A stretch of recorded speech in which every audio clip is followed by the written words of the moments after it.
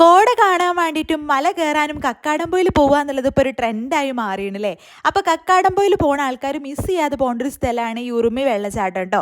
നമ്മൾ ആരും പോയിട്ടില്ലേ, ഇനി ഉണ്ണിയാണ് പറഞ്ഞ ഇങ്ങനെ ഒരു സ്ഥലം ഉണ്ടെന്ന്. വഴി അറിയില്ല, ഇനി റൂട്ട് മാപ്പ് ഗൂഗിളിൽ ഇട്ടിട്ടാണ് നമ്മൾ വന്നിട്ടുണ്ടായിരുന്നത്.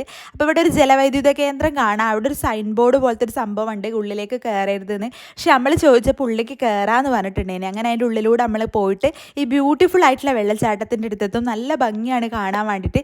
ചുറ്റും കാടൊക്കെ ആയിട്ട് ഇതിൻ്റെ മുകളിൽ നിന്നും വെള്ളം വരുന്ന സ്ഥലമുണ്ട് കേട്ടോ. അപ്പോൾ ഞങ്ങൾ അവിടെ ഇറങ്ങിയിട്ട് കുറച്ച് നേരം അവിടെ ഇരുന്ന് കുറച്ച് നേരം കളിച്ചു, വെള്ളത്തിലൊക്കെ ഇറങ്ങി. കണ്ടോ, ഇതാണ് അതിൻ്റെ മൊത്തമായിട്ടുള്ളൊരു വ്യൂ എന്ന് പറയുന്നത്.